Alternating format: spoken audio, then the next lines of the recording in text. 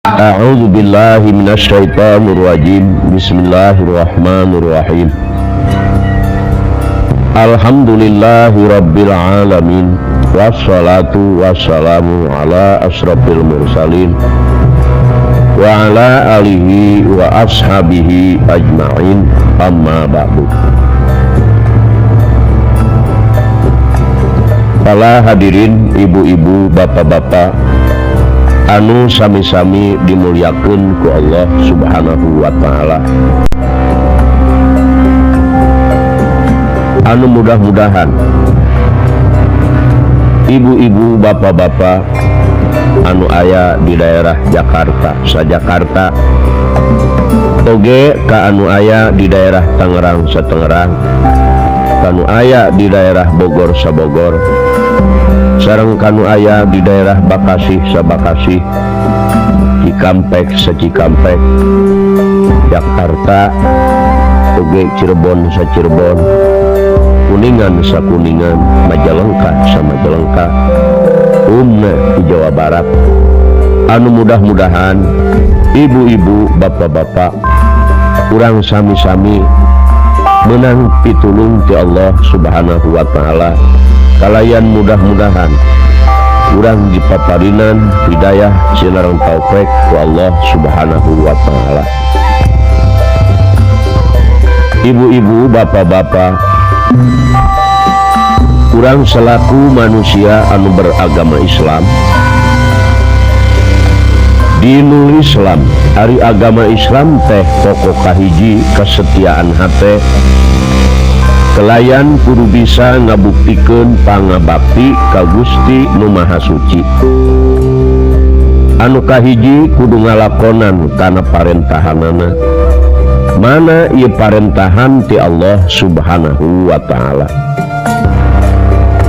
Kaduana urang kudu nyingkiran tina sagala rupa laranganana, mana ieu larangan-larangan ti Allah Subhanahu wa ta'ala.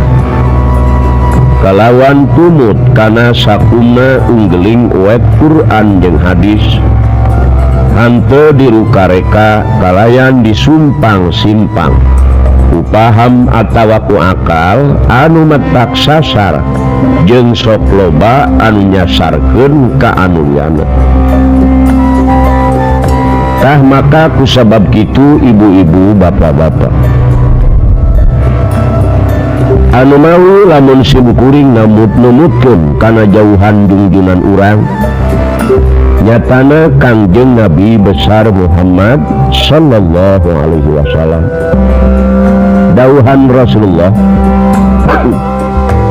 inna bani Israila iftaraqat 71 firqatan fahalakat 70 firqatan wa halasat firqatun wa anna ummati satafrikuhu isnaini wa sab'ina firqatan yahliku 71 wa takhlisu firqatun qalu wa matil kal firqah qala al jamaah. Dawuhan Rasulullah, berwaktu kaum Bani Israel perbedaanana teh kana 70 hiji kaum, maka ruksak anu 70 anu salamet mangan hiji, jeung umat kaula bakal perbedaan kana 72 kaum, maka ruksak anu 70 hiji anu salamet mangan hiji, mana anu salamet sahabat kaula nyaeta anu kasebut golongan jamaah ahli sunnah wal jamaah.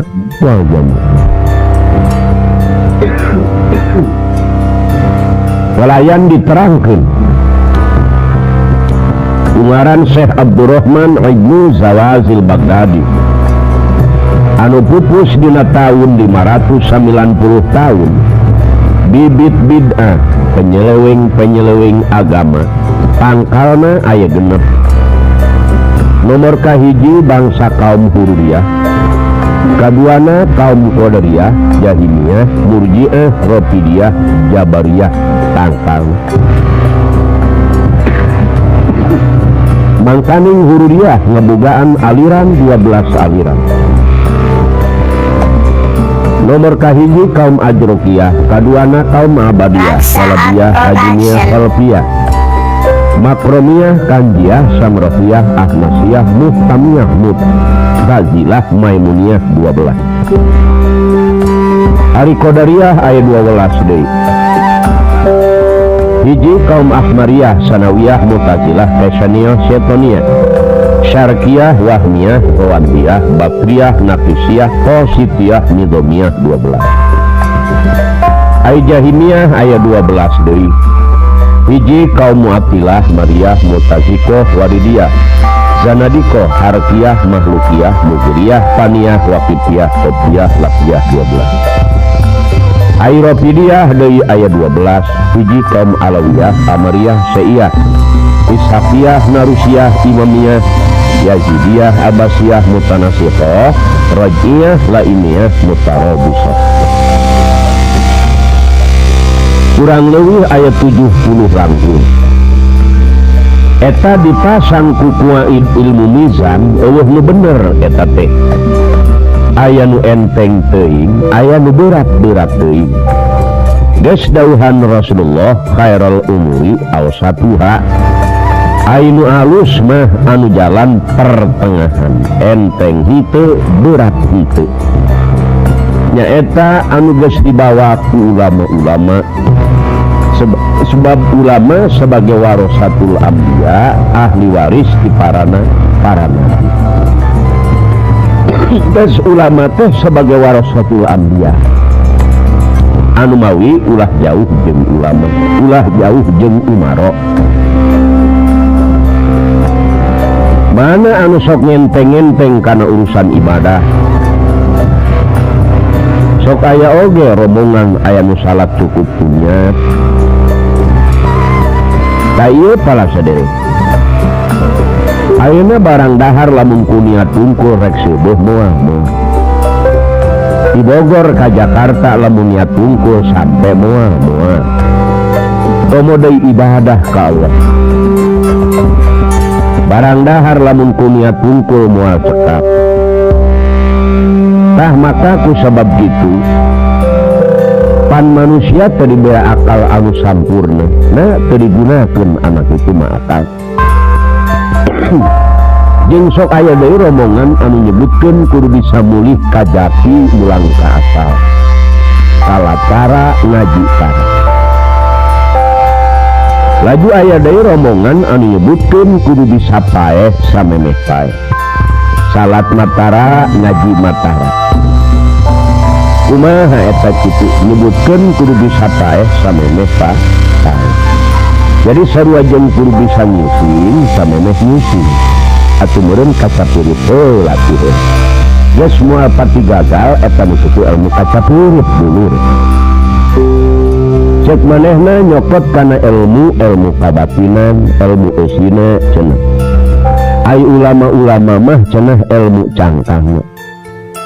Urang dibere akal anu sampurna, memeh eusi ge cangkang heula. Teu bener eusi lamun eueuh cangkang. Geus ai cangkang berharga henteu kala sadek berharga. Kumaha berhargana cangkang mangawe ku pala hadirin emut. Lamun dagang limun teu make botol laku moal. Lamun mawa cau ka Jakarta menang mesekan payu moal. Lamun mawa nog urang satrek cangkangna pecah sadayana payu moal. Sanajan mawa awewe anu geulis lamun teu make cangkang sasamping henteu sabaju henteu daek ngawin moal. Teu. Geus sagala rupa ge aya cangkangna. Itu moal bener eusi lamun eueuh cangkang. Tah sanajan aya awewe geulis lamun teu make cangkang sasamping henteu sabaju henteu daek ngawin moal. Pan meureun rabang dianggap nu gawe. Geus sagala rupa ge aya cangkangna. Duren aya cangkangna, jeruk aya cangkangna. Cau oge aya cangkangna. Eta mah teangan we nu eueuh cangkangan. Naon kira-kirana? Tai nu eueuh cangkangan. Di mana aya budak tos ulin mangih cangkang tai moal aya sadeu geus nu kitu moal pati salah deui ilmu tai nu kitu.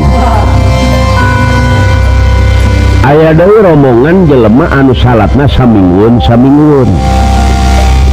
lamun manehna salat magrib poe Senin usolina dihijikeun usolli fardol maghribi Senin Salasa Rebo Kemis Jumahat Sabtu Minggu Senin Allahu Akbar saminggueun ceuk manehna atuh sakalian we nyieun anu sabulaneun tah ti mana eta teh katerangan anu carana ibadah model kitu geus maka ku sabab kitu para saderek ai anu sabenerna mah kudu make dasarnya eta Al-Qur'an hadis ijma ulama sinareng kiasna geus ulah sok samarangan malah aya keneh manusia anu masih keneh nyokot kana ilmu kabudaan gudag-gudag kana waktu zaman Prabu Siliwangi Kiang Santang gagap lumayung gagap lumejang kerantang setra loba keneh manusia anu nyembahnya kieu anu salatna rep sidakep sidaku tunggal aya nu karungu ura karungu aya nu katingali ura katingali paehna ge aya 5 cenah paeh bakti paeh sangsara paeh siksa paeh paksa paeh kasaran jadi lain nguruskeun ibadah ka Allah nyokot kana ilmu kalahiran ilmu kagagahan bangsa ajian weduk parung Cigunewa Cikengkengan Serak Cimande Tanjakan Beraja Mustita Jimalela Betara Karang ilmu banyu Pancasona bangsa ajian Betara Sangsang sapu angin ngan henteu sapu inyuk sapu pare bogaeun manusia tah anu penting pala saderek manusia teh lain kitu kumaha dawuhan Allah dina Al-Qur'an A'udzubillahi minasyaitonir rajim bismillahirrahmanirrahim wa ma khalaqtul jinna wal insa illa liya'budun tepati pati Allah ngadamel jin jeung manusia angin kudu arah ibadah kabeh ka Allah itu para saderek tah maka Islam teh anu jadi asal kalimahna iqomah naon ai harti iqomah kapatuhan atawa kadudukan atawa katetepan tingkah lakuning kamanusiaan anu beda hirupna jeung sato liya ta urang teh hiji makhluk Allah anu pamulyana beda bentukna ge jeung sato barang daharna geus beda dina bahasana geus beda dina rupana sagala-galana geus beda geus ana beda rupa beda ngaran kudu bisa ngabedakeun pagawean seperti satu hewan tara salat urang mah diwajibkeun salat satu hewan teu ngalakonan puasa urang mah wayahna kudu ngalakonan puasa naon sababna sebab beda rupa beda ngaran jeung aya satu hewan mah sanajan tara salat tara ngaji ge aya sabalikna teu cara manusia kajenting film rame di mana aya doma sok nonton film tah joget sakitu ramena di mana aya kebo jaroget teu aya manusia keneh geus pangna manusia kudu getol ibadah loba dosa satu hewan tara make siling omongkeun tapi manusia terkadang pasea teu jadi ngomongkeun jadi doraka nu aya tah maka para hadirin teu sapati-pati Allah ngademel jin jeung manusia angin kudu arah ibadah kabeh ka Allah Subhanahu wa ta'ala tah maka ku sabab kitu para hadirin geus lamun simkuring numutkeun kana dawuhan Allah Subhanahu wa ta'ala kumaha ieu tindak tanduk junjunan urang Kangjeng Nabi besar Muhammad sallallahu alaihi wasallam Kangjeng Nabi Muhammad bin Abdullah bin Abdul Muttalib bin Hasim bin Abdi Manaf bin Qusay bin Kilab bin Lu'ay bin Ka'ab bin Mudar bin Fihir bin Malik bin Kinanah bin Huzaimah bin Mudrikah Mudrikah bin Ilyas, Ilyas bin Nador, Nador bin Nidar, Nidar bin Ma'ad, Ma'ad bin Adnan. Tah dulur-dulur sadaya, urang sakabeh pada cinta di tiap-tiap muludan sok diperingeti, sumawana di tiap-tiap rajaban. Anu salarasna kumaha ieu tinak tanukna Rasulullah sallallahu alaihi wasallam. Dauhan Allah dina Al-Quran, a'udzubillahi minasyaitonirrajim, bismillahirrahmanirrahim. Fabima rahmatin minallahi lintalahum walau kunta fadhan ghalidhal qalbi la faddu min hawlik fa'fu anhum wastaghfir lahum wasyawirhum fil amri wa idza azamta fatawakkal 'ala Allah innallaha yuhibbul mutawakkilin. Wa bima rahmatin minallahi lintalahum, maka karena rahmat Allah, hai engkau Muhammad bersikap lemah lembutlah kepada mereka.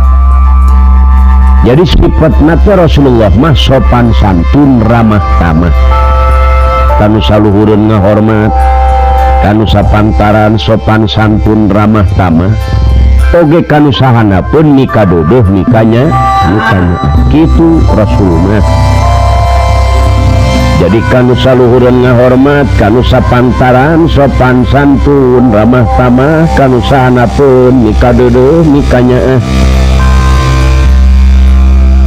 walau kunta fadhan ghalidhal qalbi, sakiranya engkau berbuat kasar lagi berhati bengis, la faddu min haulik.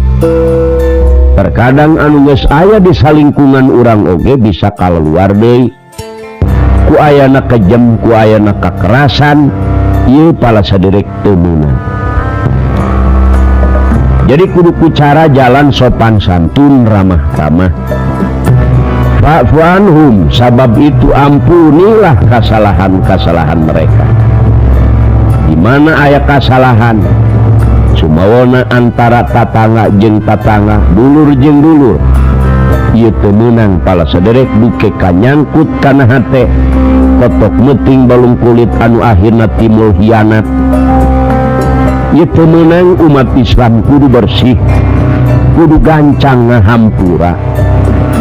Sebab terkadang urang oge sok manggih kasalahan, terkadang leuwih tibatan kitu. Wastaghfir lahum, dan mohonkanlah ampunan bagi mereka. Sajabat di urang ngahampura kaeta jalma anu salah, malah kudu daek mangmentakeun pangampura ka Allah Subhanahu wa taala. Muga-muga Gusti ceuk urang tatangga abdi teh sing dihampura dosana, sing disubur makmurkeun rezina anu seueur anu halal. Sajabat tipikeun urang sorangan teh kudu daek mangmentakeun pikeun batur. Fa idza wasawirhum fil amri, jeung kudu dibawa kana jalan musyawarah, insyaallah timbul kaberesan. Fa idza azamta, apabila engkau telah mempunyai keputusan yang tetap, teu meunang sombong, teu meunang takabur, fatawakkal 'ala Allah, kudu tawakal ka Allah Subhanahu wa ta'ala. Innallaha yuhibbul mutawakkilin, sanyanyana Allah mikadodo mika cinta ka jalma-jalma anu bertawakal ka Allah Subhanahu wa ta'ala. Tah kitu. Komo ka barudak yatim mah, komo ka barudak yatim piatu mah, anu penting kurang dipelihara, anu penting kurang teh pala saderek dijejehkeun dina sagala rupana. Tanggung jawab seluruh kaum muslimin di dunia sampai ke akhirat.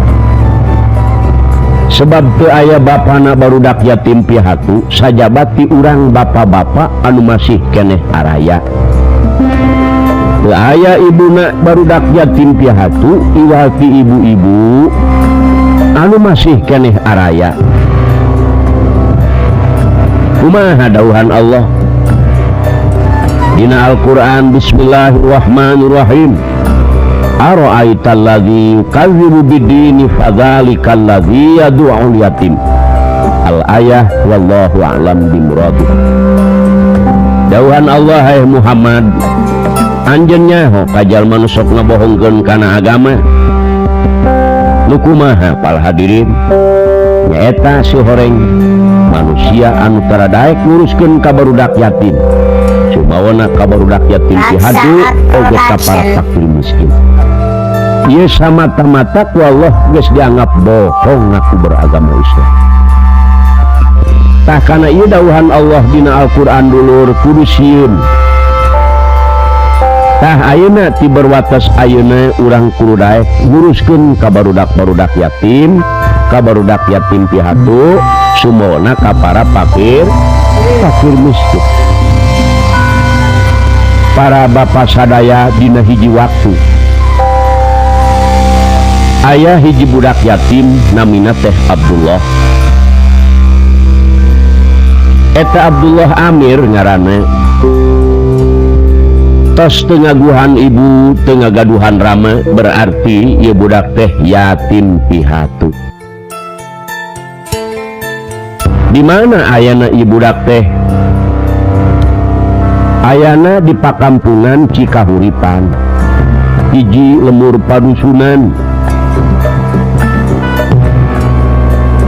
Sareng saha eta teh barudak yatim piatu teh sareng ninina jeung akina jeung nini Kosim aki Kosim anu aya di pakampungan Cikahuripan. Tah pala sadere Ki Kosim jeung nini Kosim ge anu kacida balangsaku cek babasaan dahar sore henteu isuk loba kasedih berang kalawan jeung peuting keur mah awak sorangan oge balangsak katamah-tamah mikiran ieu budak anu teu gaduh ibu teu gaduh bapa asal wengi ngahariring ti kasedihun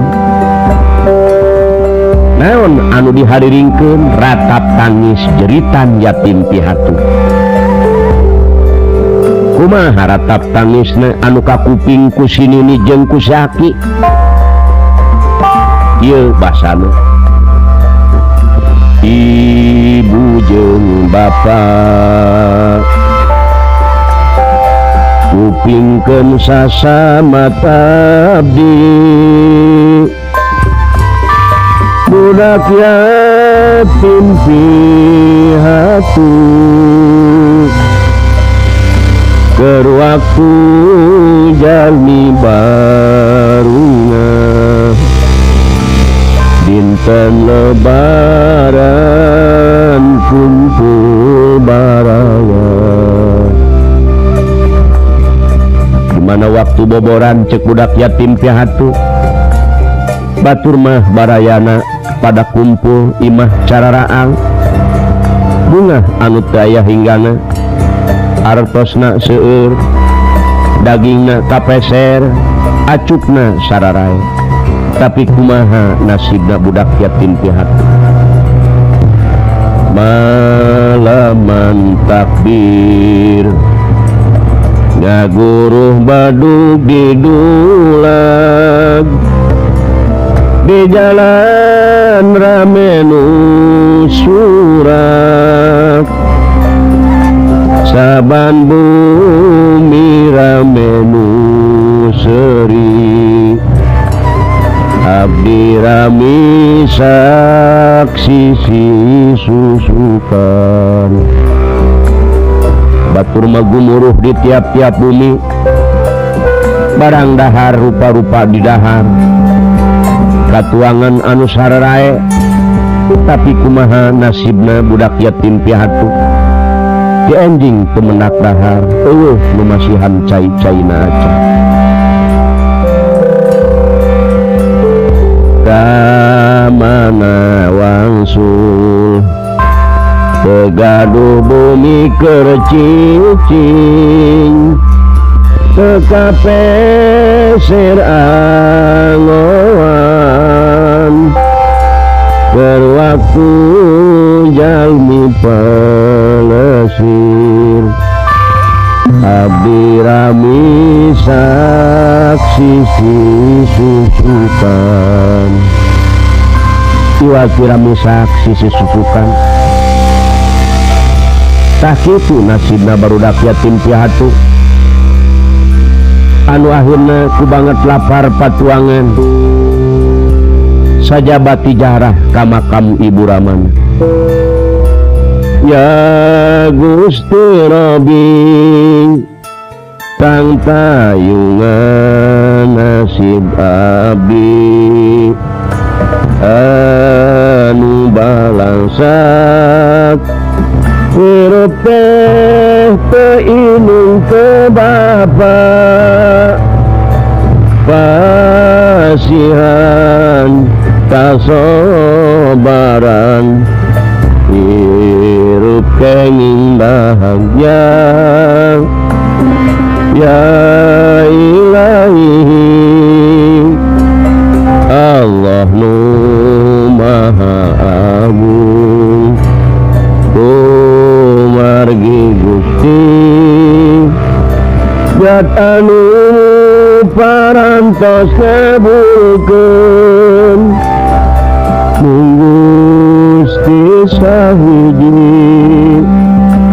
nu ngaraksa ka abdi salami hirup mung Gusti nu tiasa nulung duh ibu sareng bapak kunaon milarkeun abdi saresa satu hirup abdi yatim piatu tah budak dengan ngarwe sok ngahariring kitu basana cek nini Kosim aki banget ku sedih lamun ngadengi eta budak tah jelas kalayan nyata urang hirup bari jeung susah anu aya di pakampungan anu sakieu is nu boga kebon teh terus neangan saha ieu nu ngangonna barang diteangan tah kudu boga kebon anu ngangon aduh nyatana Abdullah Amir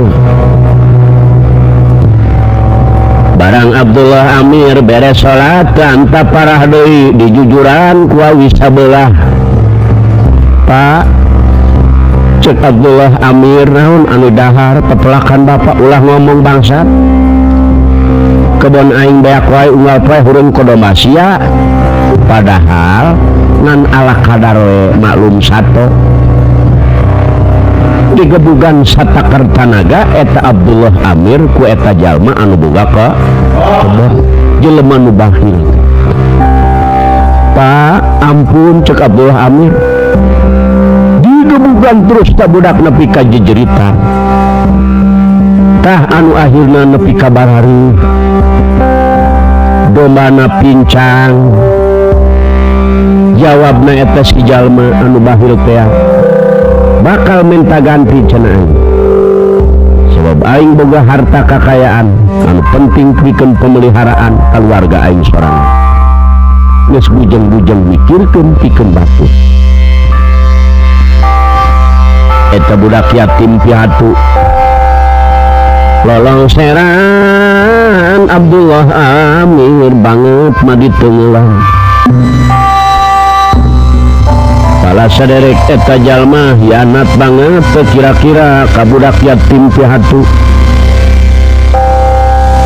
nya mulih bari jeung geus poek budak teh burit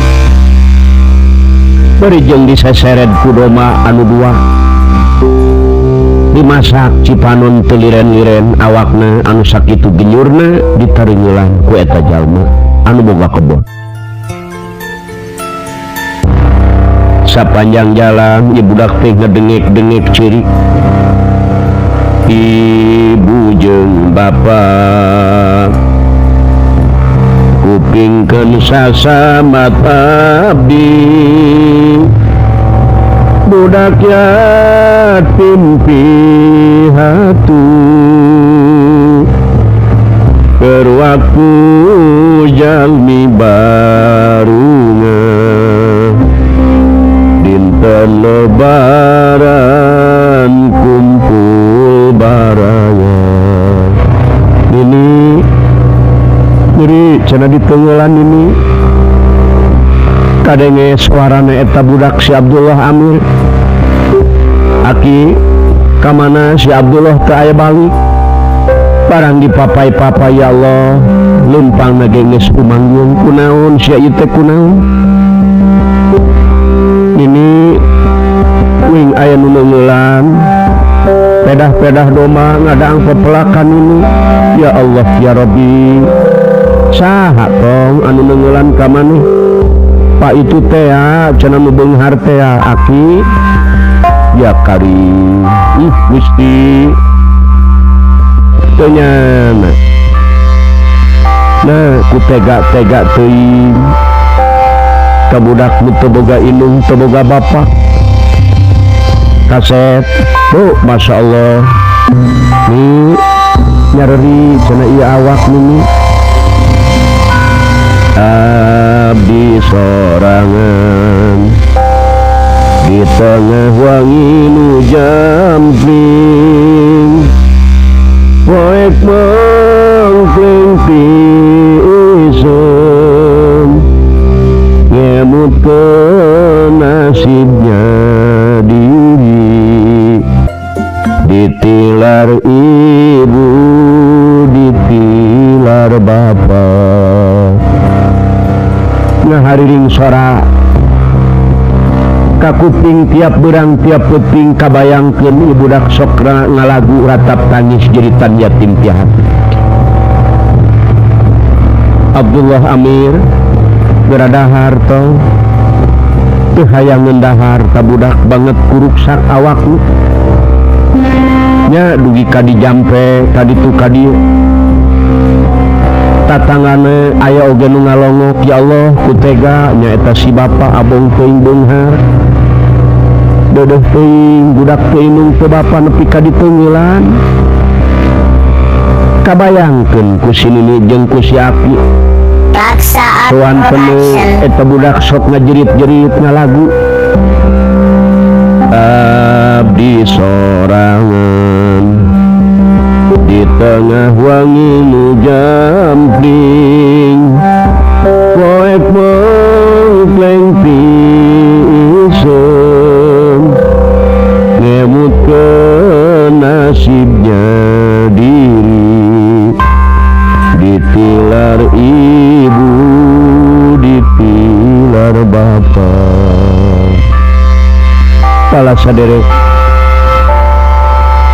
anu akhirna ieu si Abdullah teh teu damang sadinten dua dinten nya ku si Aki Karim jeung ku Nini Karim teh dilandongan we saaya-aya ini kunaon tong moal ngangon deui cenah uing sieun digebugan Gusti geura cager we kaset nya pada ngalalongok tatangana anu akhirnya lantaran si Aki ngebogaan rasa sedih ngebogaan rasa abong teuing kokoro tidak dagor-dagor kapaksa talumpang ka imah jalma nu beunghar teh barang datang ka jalma eta nu beunghar assalamualaikum waalaikumsalam nek ka mana si Aki nu kamari lain intu sia tah cenah domana anu mapal ka kebon aing cek aki-aki tega cenah bapa nepi ka neungelan incu kuring coba ayeuna nepi ka ngap budak teh halangan alah teu modar ge bagus keneh ayeuna kumaha aya ku aing lamun dituntut sia tuh kebon aing tuh sabaraha tangkal cenah sampe tah nu dihakan daunna ku doma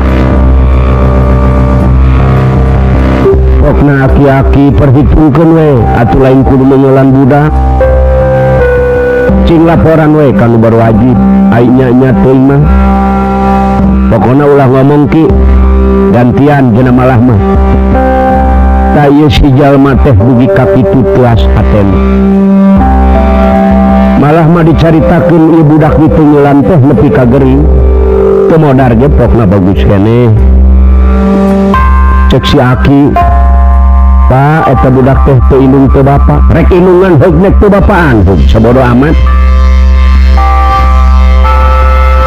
tah pala saderek sadaya mending geus teu aya kasopanan aing kakurangan kadaharan teu kakurangan nek ewa ka aing teu jadi soal menta moal cenah aing mah moal nah kadaharan ngabadeg aing mah mere moal ka sia itu si Aki ngabangingik we ceurik nya anu akhirna ngumaha jeung tatangga-tatangga ieu budak teh dugi karepot teu damangna si Abdullah Amir kabayangkeun ratap tangisna jeritan yatim piatu nya sawarehna barudak-barudak yatim barbaturanana naroong sumawana baturna barudak yatim piatu anu sanasib jeung anjeunna Gusti Abdullah sing engal damang maneh doakeun we cek si Abdullah gara-gara digebugan ku jalma nu beunghar ya Gusti Rabbi tang tayungan nasib abdi anu balangsak hirup teh teu indung teu bapa pasihan kasobaran hirup kenging bahagia ya ilahi Allah nu maha agung margi Gusti nyata nu parantos ngabulkeun Gusti sahiji nu ngaraksa ka abdi naronyok babaturanana teh ngahariring ngalagu kitu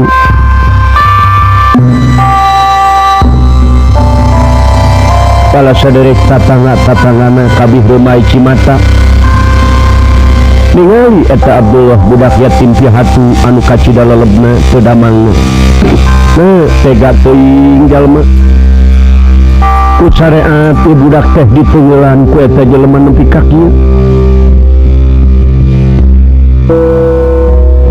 ya Gusti Rabbi tang tayungan nasib abdi anu balangsak hirup teh teu indung teu bapa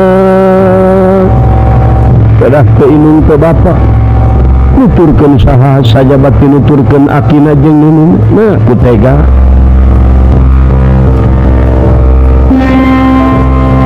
tah budak teh sawarana teh kadenge we kitu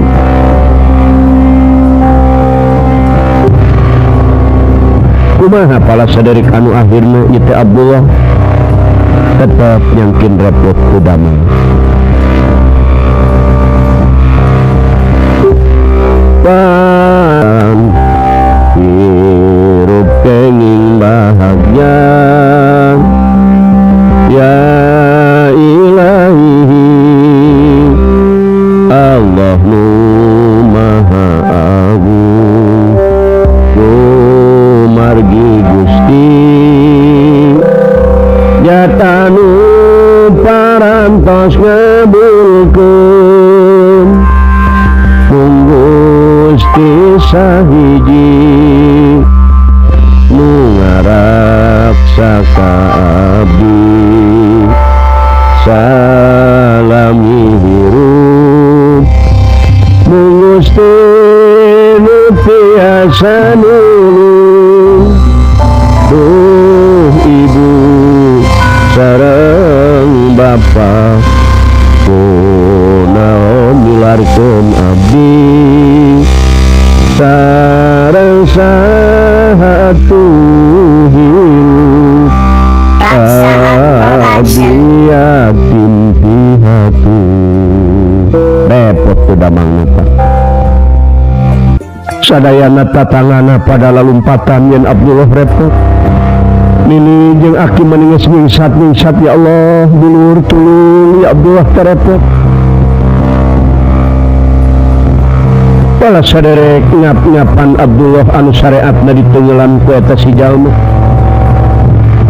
anu saukna sakali boro-boro ku nempo eta si jalma sakabeh barudak-barudak yatim kabeh dimasak sumawana barudak yatim pihatu sambil ngadua ka Allah subhanahu wa ta'ala Gusti muga masihan kasabaran ka abdi sadayana Gusti Gusti muga masihan kakiatan abdi nu geus teu inung teu bapa anu akhirna pala saderek siaki ngajerit ku sebab ningali lepna pisan Abdullah meninggal dunia inna lillahi wa inna ilaihi raji'un sadayana jalmi eueuh nu teu kaluar Cipanon Abdullah budak yatim pihatu ku sebab syariat digebugan ku hiji jalma anu beunghar ku gara-garana eta ngangon domana ngadahar pepelakanan sami-sami jalma anu ngalalarti pada umur dara rongkap ku ayeuna kajadian eta budak yatim piatu dugi karepotna digebugan dugi kalebah maot ya Gusti Rabbi tang tayungan nasib abdi anu balangsak turut teu inung teu bapa pasihan kasobaran hirup kenging bahagia ya ilahi Allah nu maha agung kumargi Gusti yatanu parantos kabulkeun Gusti sahiji nu ngaraksa ka abdi salami hirup Gusti nu tiasa nulung duh ibu sareng bapa kunaon milarkeun abdi sareng satu hirup abdi yatim pihatu teras dara lengkap jalmi-jalmi kalayan ngadeg-deg ka hiji budak yatim pihatu anu parantos pupus ngantunkeun alam dunya alam karamean wayana syariatna ditenggelan ku hiji jalma anu beunghar anu poek tina arusan agama pala saderek sadaya aya oge nu marasihan saurang setik sinini jeung si aki geus cara rindu mikiran ieu teh Abdullah boh dina lagana beureun budak teh kutungeunahna iteh ku sebab di syariat ditenggelan anu akhirna kumaha para bapa para ibu sadaya teras dibungkus saaya-aya di pulasara anu sabenerna barang beres di pulasara nya anu akhirna teh disolatkeun di dinya pala hadirin barang rek disolatkeun beres disolatkeun anu akhirna barang rek diangkat sama sakali nu bisa mawa kana eta si maju budak jalmi kabeh pada bingung ya hiji murang kali kurang leuwih umurna 10 tahun atau 11 tahun maot anu akhirna barang rek dibawa ka makam najis sama sakali teu aya nu bisa ngangkat duaan teu kaangkat ditambih tiluan teu kaangkat sampai ka 4 sampai ka 5 sampai ka 10 jalmi ieu mayit tetep berat teu bisa kangkung.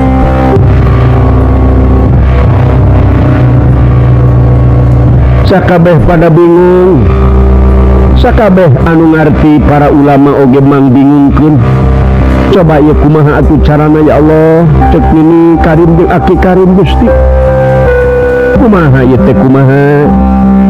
Anu akhirna sadayana munajat ka Allah. Neda-neda kanu Maha Agung. Naon margina Gusti langkung uni langkung kawasa. Ieu burang kalih dugi kaabot. Pala sadere barang dikupingkeun ku sadayana kasaksian ku sarerea geus si mayit teh nyowara basana anjeun kudu nyararaho ukulan nepi ka maotna teh ku hiji jalma anu binasa, jalma anu buru di juru bro dipanto, jalma anu beunghar, jalma anu sombong jeung pinuh ku kata kaburan. Kula moal bisa dibawa lamun lain ku eta jalma anu mengulan ka kaula. Kala dirin si jalma kabeh pada bengong aya hiji mayit aya sawarana teh kitu. Anu akhirna kabeh jalma mang bingungkeun. Jelas lamun kieu jalana perbuatan jalma nu beunghar. Nepi ka si mayit ngomong kitu. Nepi kalabah mautna kula teh ku sebab dibinasa ku eta hiji jalma moal bisa kula kaangkat ku araranjeun terkecuali ku jalma anu boga perbuatan unur terus bisa rusulan eta si jalma teh. Tuh bapak hirup teh cing atuh padangan nasihat teh jalma. Urang teh ulah boga rasa pangbeungharna apa bapak teh nyaho eta dunya bapak titipan ti Allah. Kikih we. Beuna naon cenah atuh ai hayang kukula teuing mah diangkat. Tah pala sadere kabawa eta si jalma nu beunghar.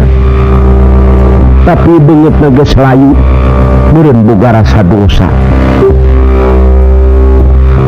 Nah aya ku aneh pala sadere hampang sakumaha kapuk dibawa ku eta si jalma anu deungeur. Teras diiring ka makam ku sadayana eta jalma janina mah seueur. Ada rupana puluhan ribu eta jalma anu ngaleut nyaksian ka eta makam. Ku sebab seueurna jalma teh geger ieu mayit teu bisa kaangkat kawitna. Jeung aya aneh ai ku jelema anu neungeulana nepi ka hampang ku sorangan geta budak dibawa nya teras pala sadere dugi kalabah makam pakuburan malah dikuburna teh dicakeutkeun sareng ibu ramana anu parantos ngantuntun tah cek aki tah ieu teh makam ibuna tah ieu makam bapana dulur-dulur besi aya kasalahannya incu kaula sanajan leutik keneh hampura dosana jeung muga-muga singkat harima iman Islamna dulur eta budak teh budak yatim piatu terus di kala sadere pada nyaksian teras dilebetkeun ka jero kubur teh kana kuburan eta teh si jalma anu ninggalan tetep.